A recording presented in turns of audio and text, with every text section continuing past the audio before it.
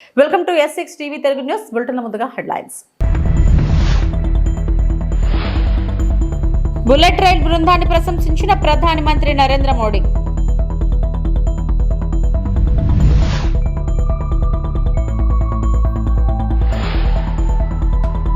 సినీ పరిశ్రమ కష్టాన్ని దోచుకోవద్దు, పైరసీపై కఠిన సందేశం ఇచ్చిన చిరంజీవి.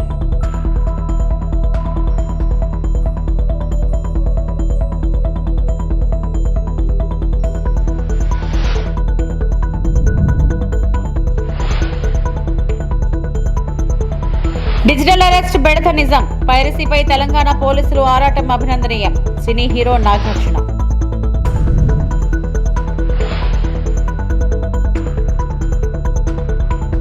భారతదేశపు తొలి బుల్లెట్ రైలును నిర్మిస్తున్న ఇంజనీర్లు మరియు కార్మికులతో ప్రధానమంత్రి మోడీ సంభాషించారు. వారి అనుభవాలు, సవాళ్లు మరియు కలలను విన్నారు. భవిష్యత్ ప్రాజెక్టుల కోసం వారు నేర్చుకున్న విషయాలను నమోదు చేయమని ఆయన వారిని ప్రోత్సహించారు. మరియు గుర్తింపు కోసం ప్రయత్నించకుండా దేశం కోసం పనిచేసే వారి స్ఫూర్తిని ప్రశంసించారు.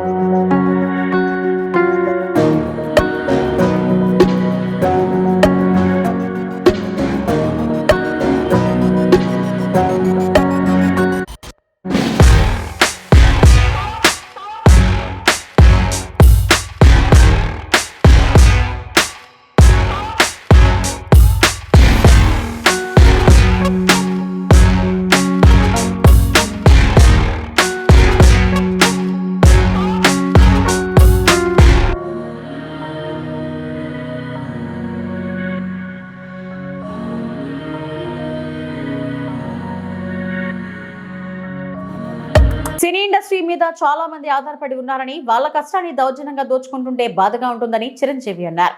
ఐబొమ్మ నిర్వాహకుడి అరెస్టు నేపథ్యంలో తాజాగా సినీ ప్రముఖులు హైదరాబాద్ నగర సిపి సజ్జనార్తో భేటీ అయ్యారు.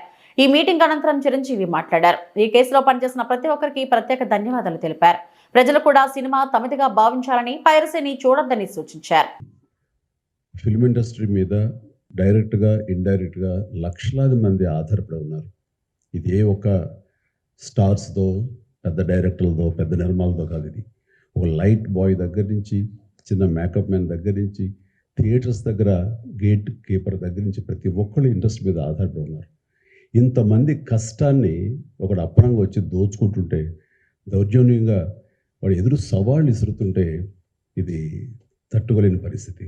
సో ఇలాంటి వాటికి మార్గం ఏమిటి, ఎలా బయటపడాలి అనే దాని మీద తర్జన పడుతున్నటువంటి సమయంలో గత కమిషనర్ సివి ఆనంద్ గారి ఆధ్వర్యంలోనూ, అప్పుడు ఏఎస్పీ కవిత గారు, శ్రీనివాస్ గారు, వీళ్ళు, అలాగే ఆయన వెళ్ళిపోయిన తర్వాత దాని తర్వాత మళ్ళీ ఇది ఇలాగే ఉంటుందా, ఇలాగే కుంటుపడిపోతుందా, ఇలాగే తెరమరుగైపోతుందా అనుకున్న సమయంలో సినిమా ఇండస్ట్రీ గురించి, సినిమా కష్ట నష్టాల గురించి బాగా తెలిసినటువంటి, అన్ని రకాలుగా కాజి వడపోసినటువంటి, ఎంతో కన్సర్న్ ఉన్నటువంటి వ్యక్తి మన సిపి సజ్జనార్ గారు.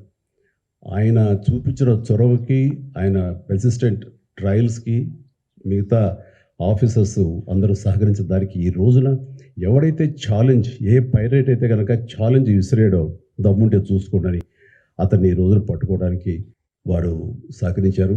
అది వారి మనస్ఫూర్తిగా వారిని, వారికి సహకరించిన ఆఫీసర్స్ శ్రీ కవిత గారిని, శ్రీనివాస గారిని, ఇతర మహేష్, మన సిఏఎల్ని, వాళ్ళందరూ కూడా మనస్ఫూర్తిగా పరిశ్రమ తరపు నుంచి, నా తరపు నుంచి నా అభినందనలు, ధన్యవాదాలు మనస్ఫూర్తిగా తెలియజేస్తున్న సందర్భంగా. అండ్ ఆ తర్వాత ఇది ఇలాగే ఆగిపోకుండా కొనసాగే విధంగా పరిశ్రమ ఒక్కటిగా ఉంటూ, ఆరో సినిమా తీసావు, రిలీజ్ అయిపోయింది, దానికి మన బాధ లేదు అనుకోకుండా ప్రతి ఒక్కళ్ళు కూడా ఇది మన పరిశ్రమ, ఇక్కడ ఎంతో లబ్ధి పొందాము, దీనివల్ల మనం అభివృద్ధిలోకి వచ్చాము, దీన్ని కాపాడవలసిన బాధ్యత మన అందరికీ ఉందని ఒక సంఘటితంగా ఒక్కటై పోలీస్ వారిని ఆశ్రయించి వాళ్ళ సహకారం తీసుకుంటూ వాళ్ళకి మనం కాంప్లిమెంట్ చేస్తూ ఇలా ఒకరొకరు సమన్వయపరుచుకుంటే కనుక ఖచ్చితంగా ఇది ఏదో రోజుకి ఇది రూపం ఆపడానికి మన ప్రయత్నం మనం చేయొచ్చు. అండ్ ఇది ఈ రోజున గ్రేట్ అచీవ్మెంట్ ఈ ఐబొమ్మ నిర్వాహకుని పట్టుకోవటం. అలాగే last time Madras Tamil blasters అని అతన్ని పట్టుకోవటం. అలాగే లాస్ట్ టైం మనకి సివి ఆనంద్ గారు చెప్పిన దాని ప్రకారం ఒక 22 ఏళ్ల కుర్రవాడు, ఇంటర్మీడియట్ చదివిన కుర్రవాడు బీహార్ నుంచి వాడు దాదాపుగా ఎన్నో వందల సినిమాలు వాడు పైరసీ చేసి ఎంతో పెద్ద నష్టం కలిగజేశాడు. ఈ సంవత్సరం ఆరంభంలో కూడా దిల్ రాజు గారి గేమ్ చేంజర్ దగ్గర నుంచి తండేల్ అనే సినిమా కానీ, ఇలాగా కింగ్డమ్ అనే సినిమా, ఓజీ ఇలాంటివన్నీ కూడా దీన్ని బారిన పడి చాలా పెను నష్టం జరిగింది. రేపొద్దున రాజమౌళి గారు చాలా పెద్ద సినిమా తీయబోతున్నారు. ఆయన అలాంటి వ్యక్తి మూలంగా మన తెలుగు సినిమా ఖ్యాతి ఖండాంతరాలకి వెళుతుంది. అలాంటి జరుగుతున్నప్పుడు ఇది పెను సవాల్గా ఉంటుంది, పెను ముప్పుగా ఉంటుంది కూడా మనకి. సో మమ్మల్ని అర్థం చేసుకున్నారు, మా బాధలు అర్థం చేసుకున్నారు. ఇవన్నీ సాధించాల్సింది ప్రభుత్వాలు, అక్కడ పోలీస్ డిపార్ట్మెంట్లు. సో వాళ్ళు చేసి చాకచక్యంగా చేసి ఎంతో సమర్థవంతంగా సహకరించి ఇది రాబట్టినందుకు మనస్ఫూర్తిగా మరొకసారి ధన్యవాదాలు తెలియజేసుకున్నాను. జై హింద్. పైరసీని అరికట్టేందుకు తెలంగాణ పోలీసులు చేస్తున్న కృషి అభినందనీయమని ప్రముఖ సినీ నటుడు నాగార్జున అన్నారు. హైదరాబాద్ సిపి సజ్జనార్తో సినీ ప్రముఖులు సమావేశం అనంతరం ఆయన మీడియాతో మాట్లాడారు. డిజిటల్ అరెస్ట్ గురించి నాగార్జున మాట్లాడుతూ తమ కుటుంబంలోనూ ఒకరిని సుమారు 2 రోజుల పాటు నిర్బంధించారని తెలిపారు. పోలీసులకు సమాచారం ఇచ్చేలోపు వారు తప్పించుకున్నారన్నారు. Let me congratulate the Hyderabad police and Telangana police, not just for the Telugu industry. వాళ్ళు చేసిన this thing, what they have done right now, all the Tamil film industry and Hindi film industry, వాళ్ళందరూ కూడా suffer అవుతున్నారు ఎప్పటి నుంచో. In fact ఈ ఐబొమ్మ అనేది అతన్ని క్యాప్చర్ చేసింది కానీ నాకు colleague from Chennai head called. వాళ్ళు ఫోన్ చేసి ఇక్కడ చేయలేంది మీరు చేశారు అక్కడ అని. So let me really congratulate the whole team of the Telangana police. And Rajamouli గారు అన్నట్టు, చిరంజీవి గారు అన్నట్టు, ముందు సజ్జనార్ గారు అన్నట్టు, జస్ట్ కేవలం ఒక 20 కోట్ల కోసం కాదు ఇతను చేసేది, వీళ్ళు చేసేది. దీని వెనకాల చాలా పెద్ద international racket is there and international fraud is there. 50 lakh subscribers అన్నారు సజ్జనార్ గారు. సో వాళ్ళ personal data is completely exposed వీళ్ళకి. అండ్ ఐ రిమెంబర్ మా ఇంట్లో కూడా, మా ఫ్యామిలీలో కూడా just about 6 months back, 7 months back ఇదే జరిగింది. ఆల్మోస్ట్లో ఫ్యామిలీ మెంబర్ని ఒక డిజిటల్ అరెస్ట్లో ఆల్మోస్ట్ 2 days పెట్టారు. ఇదే సేమ్ ఒక ఆర్గనైజేషన్ ఇస్ డన్. సో వాళ్ళు ట్రాక్ చేస్తారు, వీక్నెస్ చూసుకుంటారు, ఎలా పట్టుకోవాలి, వీళ్ళని ఎలా చేయాలి అని చేసి. And they have all the details, credit card account details, everything. And కేవలం మనం తెలియకుండా ఏదో ఒక వెబ్సైట్ ఏదో దొరికింది, ఇది ఇంట్రెస్టింగ్గా ఉందని చెప్పి వెళతాం. ఇది సినిమాలు చూపించడం అనేది it is a big trap. అది వాళ్ళకేదో మీకు ఫ్రీగా సినిమాలు చూపించాలని కాదు, వాళ్ళకి దీని వెనకాల చాలా పెద్ద ప్లాన్ ఉంది. To make thousands of crores. This 20 crores అన్న సజ్జనార్ గారు అన్నది is a very small amount. వాళ్ళకి 3 కోట్లు దొరికిందన్నారు, నాకు తెలిసి వాళ్ళకి జస్ట్ చేంజ్ అది. సో అండ్ నేను ఇంట్లో అప్పుడు మా family member had to approach the police. నాకు ఇలా జరుగుతుంది అంటే ఇమీడియట్గా when police came on line వచ్చినగానే వాళ్ళు 1 సెకండ్లో మాయమైపోయారు. వాళ్ళని ట్రేస్ చేయడం కూడా కుదరలేదు తర్వాత, అంత పకడ్బందీగా ఉన్నారు. సో ఇలా ఫ్రీగా, నథింగ్ ఈజ్ ఫ్రీ. రాజమౌళి గారు అన్నట్టు పైరసీ ఈజ్ ఇల్లీగల్, సజ్జనార్ గారు అన్నట్టు. So please take in to mind, take in to caution, ఇవన్నీ చూసుకోండి. అండ్ మీరు ఏదో ఫ్రీగా సినిమా చూస్తున్నారని మాత్రం అనుకోవద్దు, దాని వెనకాల చాలా పెద్ద ప్లాన్స్ ఉన్నాయి. అవి మాత్రం గమనించండి, కేర్ఫుల్గా ఉండండి. And once again I thank the whole team and thank you sir, God bless. Piracy సైట్ల ద్వారా ప్రజల డేటాను క్రిమినల్స్ అమ్ముతున్నారని ప్రముఖ దర్శకుడు రాజమౌళి అన్నారు. ఐబొమ్మ నిర్వాహకుడి అరెస్టు నేపథ్యంలో తాజాగా సినీ ప్రముఖులు హైదరాబాద్ నగర సిపి సజ్జనార్తో భేటీ అయ్యారు. ఈ సమావేశం అనంతరం రాజమౌళి మాట్లాడారు. పోలీసులకు ధన్యవాదాలు. ఇది సినిమాలో సూపర్ హిట్ సన్నివేశంలో ఉంది. విలన్ ఛాలెంజ్ చేస్తే 2 నెలల తర్వాత హీరో అతడిని కటకటాల వెనుక వేసినట్లు ఉంది. బస్ మాస్టర్డి హస్తంలా తన తల మీద తనే చేపట్టుకున్నాడు. పోలీసులతో ఆటలొద్దు. ఈ సందర్భంగా ఒక్కటే చెప్పాలనుకుంటున్నా, ఏది ఉచితంగా రాదు. ఒకవేళ అలా వస్తే దాని వెనుక పెద్ద ప్రమాదం పొంచి ఉంటుంది. అది చావు వరకు తీసుకువెళ్తుందన్నారు. Don't mess up with police, be careful. ఏం మాట్లాడతారు, ఏం చేస్తారు అన్నది చాలా గట్టిగా చెప్పారు సజ్జనార్ గారు and entire police department. Thank you very much sir. ఒకటే చెప్పదలుచుకున్నా అండి, నథింగ్ ఈజ్ ఫ్రీ. మనకి జీవితంలో దొరికే ఏ వస్తువు కానీ ఏ విషయం కానీ ఉచితంగా రాదు. దాని వెనకాల హిడెన్ కాస్ట్ ఉంటుంది. ఆ హిడెన్ కాస్ట్ చాలా భయంకరంగా, చాలా దారుణంగా, చావు వరకు తీసుకెళ్లే వరకు ఉంటుంది. సినిమాలు ఏముంది, ఫ్రీగా చూస్తున్నాం కదా, అంతే కదా, దీంట్లో పెద్దది ఏదో ఉంది అనుకుంటున్నారు. బట్ ఆ పైరసీ సినిమాలు చేసే వాళ్ళు ఏమీ సంఘసేవ చేయట్లేదండి. వాళ్ళు ఫ్రీగా ఏం చేయట్లేదు. అంత పెద్ద పెద్ద వెబ్సైట్లు, అంత పెద్ద పెద్ద సర్వర్స్ అవన్నీ హోస్ట్ చేయాలంటే చాలా ఖర్చు అవుతుంది. దానికంతా ఆ డబ్బు అంతా ఎక్కడి నుంచి వస్తుందండి? మా దగ్గర నుంచి రావట్లేదు డబ్బు. మా సినిమా పైరసీ చేయబడుతుంది, దాని ద్వారా నష్టపోతున్నాం తప్ప మేమేం వాళ్ళకి డబ్బులు ఇవ్వట్లేదు.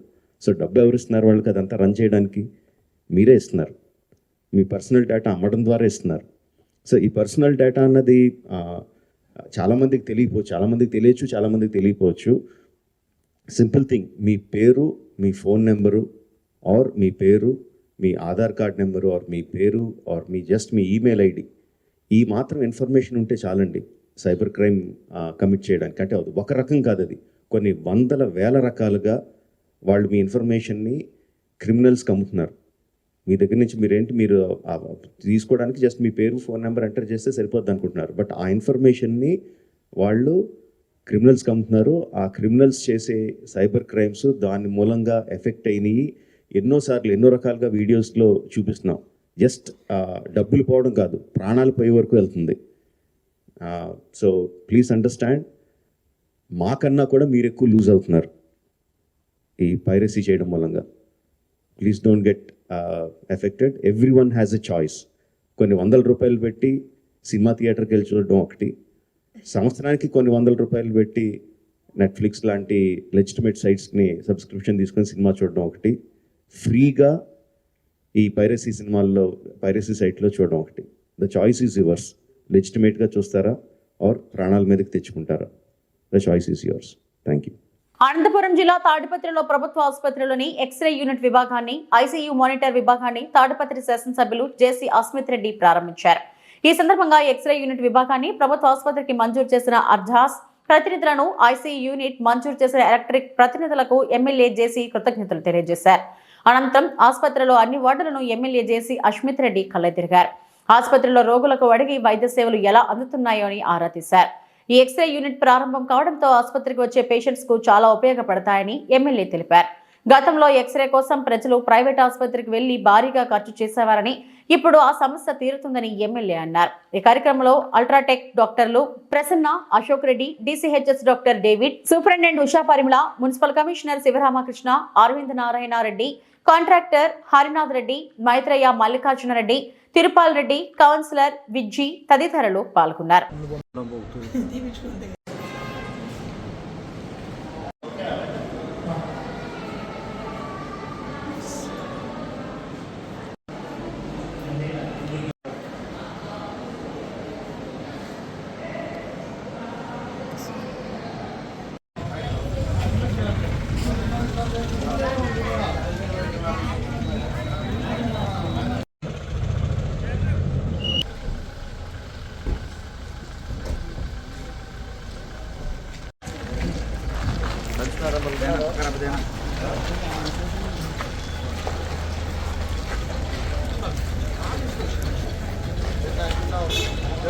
ఏమైంది నీకు? వాడిని మోకాళ్ళ నొప్పులా? ఇంకా నీ వయసు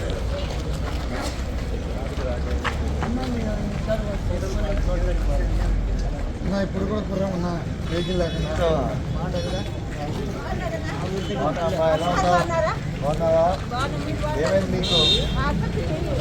తిరిగిందా?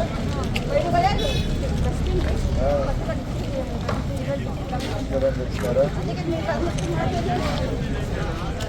మీరు ట్రీట్మెంట్ బాగానే ఉందా? బాగా మాట్లాడుతున్నారా? డాక్టర్లు ఉన్నారు? బాగా చూస్తున్నారా? ఏ ఇబ్బందులు ఏం లేవు, బాగా చూసుకుంటారు.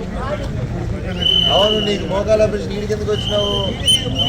ఈడేనా చూపించుకునేదా లేకపోతే ఏమైంది నీకు? డాక్టర్లు బాగా మాట్లాడుతారా?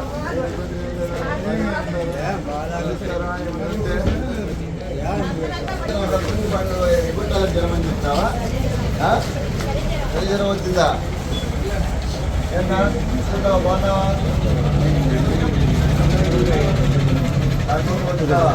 ఎక్కడ డాక్టర్లు అంతా బాగానే ఉన్నారా? స్పందిస్తారా? మీరు ఏమన్నా అడిగితే లేదా అందరూ? ఏంటి గారికి ఎందుకు వేసినారు?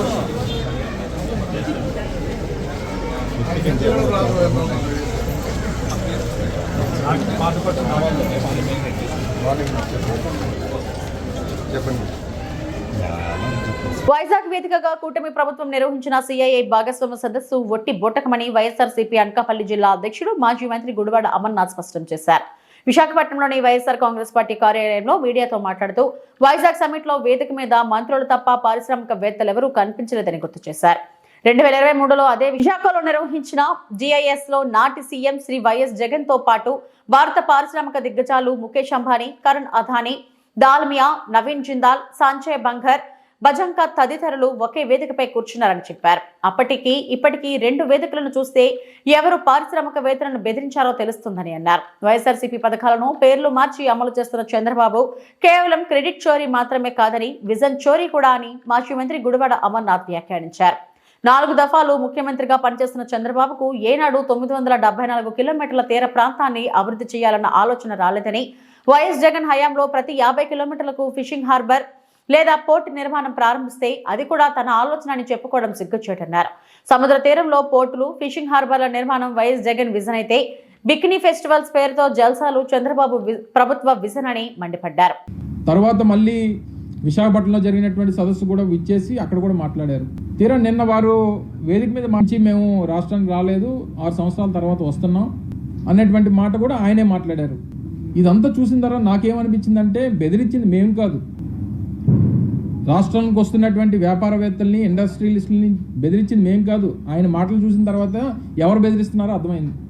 అదే వేదిక మీద 2 పర్యాయాలు, ఒకసారి ఢిల్లీలో, ఒకసారి విశాఖపట్నంలో జరిగినటువంటి సదస్సుల్లో మాట్లాడినటువంటి ఈ సంస్థకు సంబంధించినటువంటి చైర్మన్ గారు నేను మళ్ళీ 6 సంవత్సరాల తర్వాత ఈ రాష్ట్రానికి వస్తున్నానని చెప్పి ఆయనతో చెప్పించారనంటే ఎవరు ఆయన్ని ఇబ్బంది పెట్టారన్నటువంటిది అర్థమవుతా ఉంది. ఇన్ని వేల కోట్ల రూపాయలు పెట్టి అంత ప్రాసెస్ జరిగి ఇన్వెస్ట్మెంట్కి రెడీగా ఉన్నప్పుడు పాపం అటు వెళ్ళాక ఇటు వెళ్ళాక ఉన్నటువంటి పరిస్థితుల్లో ప్రభుత్వంలో ఉన్నటువంటి పెద్దలు మీరు ఈ మాట చెప్తే తప్ప మీరు చేయడానికి వీల్లేదని చెప్తేనే అలా చెప్పగలరు తప్ప ఎవరన్నా అలా మాట్లాడగలరా? తీరా ఇంకా ఒకటి కాదు, ఇంక ఏది చూసినా సరే అటువంటిది మేము 2023లో ఆగస్టు 1వ తారీఖున ఇనార్బిట్ మాల్కి ఫౌండేషన్ వేస్తే రేపు జనవరి 2026లో అది ఓపెనింగ్ సిద్ధంగా ఉంది. ఇప్పటికి వెళ్ళి చూడడానికి రెడీగా ఉంది. అది మా కమిట్మెంట్. అది మా ప్రభుత్వం. కానీ సరే మేము మార్కెటింగ్ మేము ప్రచారం చేసుకోలేకపోవచ్చు, పథకాలు చోరీ, మా విజన్ చోరీ, అన్నీ కూడా క్రెడిట్ చోరీ తీసుకొని చేసేటువంటి కార్యక్రమం చంద్రబాబు నాయుడు గారు చేస్తూ ఉన్నారు. ఎందుకు? మీరు 2095 నుంచి 2004 వరకు 9 సంవత్సరాలు ముఖ్యమంత్రి, 2014 నుంచి 19 వరకు ముఖ్యమంత్రి. ఈ 3 పర్యాయాల్లో ఉమ్మడి రాష్ట్రంలో కూడా మనకు సముద్ర తీరం ఉంది. రాష్ట్ర విభజన జరిగిన తర్వాత కూడా ఆటోమేటిక్గా ఈ రాష్ట్రం మందే కాబట్టి సముద్ర తీరం మనతో పాటు ఉంది. మచిలీపట్నంలోనో, రామయ్యపట్నంలోనో, లేదా మూలపేటలోనో పోర్టులు నిర్మాణం చేయాలన్నటువంటి ఆలోచన మీకు ఎందుకు రాలేదు? మీరు అంత పెద్ద విజనరీ అయినప్పుడు. నిజామాబాద్ జిల్లాలో గత సంవత్సరం నుండి పలు మండలాల్లో ట్రాన్స్ఫార్మర్లను ధ్వంసం చేసి కాపర్ కాయిల్స్ దొంగలిస్తున్న అంతరాష్ట్ర ముఠాను నిజామాబాద్ పోలీసులు పెద్ద ఎత్తున పట్టుకున్నారు. ఇందల్వాయి మండలంలోని గన్నవరం వద్ద వాహన తనిఖీల సమయంలో అనుమానం రావడంతో స్పెషల్ టీం నిందితులను అదుపులోకి తీసుకుంది. A1 నుంచి A5 వరకు 5 దొంగలు, A8 నుంచి A10 వరకు 3 రిసీవర్లు సహా మొత్తం 8 మందిని అరెస్టు చేశారు. మరో 2 పరారీలో ఉన్నారు. నిందితులు నిజామాబాద్ జిల్లా పరిధిలో ఇంద్రవాయి, దర్పల్లి, డిచ్పల్లి, బక్రాన్పల్లి తదితర పోలీస్ స్టేషన్ పరిధిలో 101 ట్రాన్స్ఫార్మర్లను పగలగొట్టి కాపర్ కాయిల్స్ ను దొంగతనం చేసినట్టు విచారణలో తేలింది. మొత్తం 44 కేసులు నమోదు కాగా అరెస్టు చేసిన వారి వద్ద నుంచి 40 కిలోల కాపర్ కాయిల్స్, 5.5 లక్షల నగదు, 2 స్కూటీలు, 6 మొబైల్ ఫోన్లను స్వాధీనం చేసుకున్నారు. అందరికీ నమస్కారం. నిజామాబాద్ పోలీస్ డిచ్పల్లి సర్కిల్ వాళ్ళు ఒక అంతర్రాష్ట్ర ట్రాన్స్ఫార్మర్ దొంగల ముఠాన్ని పట్టుకోవడం జరిగింది. రీసెంట్ పాస్ట్లో మనకి ట్రాన్స్ఫార్మర్ అఫెన్సెస్ ఎక్కడైతే విలేజెస్లో ఎవరు మనుషులు తిరగని ప్లేసెస్లో ట్రాన్స్ఫార్మర్ అఫెన్సెస్ అవ్వడం జరుగుతూ ఉంది, కంటిన్యూస్ జరుగుతూ ఉంటే దాని మీద నిఘా పెట్టి కంటిన్యూస్ మానిటరింగ్, ఎవరు కొత్త వ్యక్తులు ఎవరు వస్తున్నారు, ఎట్లా వస్తున్నారు అనే దాని మీద మానిటరింగ్ చేస్తున్న క్రమంలో ఇందల్వాయి పోలీసులు వారు ఇన్ఫర్మేషన్ మీద చెకింగ్ చేస్తుంటే ఒక ముఠాన్ని పట్టుకోవడం జరిగింది. టోటల్ 8 మంది పట్టుకోవడం జరిగింది. 2 బైక్స్ కూడా పట్టుకోవడం జరిగింది. వీళ్ళ దగ్గర ఇప్పుడు చూపించినట్టు 40 కేజీల వరకు కాపర్ కాయిల్స్, మళ్ళీ రీసెంట్గా దొంగతనం అయిన transformer copper coils dispose of చేయడానికి వెళ్తున్నారని తెలిసి ఇన్ఫర్మేషన్తో పట్టుకోవడంలో వాళ్ళ దగ్గర 40 కేజీల కాపర్ కాయిల్స్, ఇంకా 5 లక్షల క్యాష్ వరకు జప్తు చేయడం జరిగింది. ఇవి ఇప్పటివరకు నా బులెటిన్ అప్డేట్స్. నమస్తే.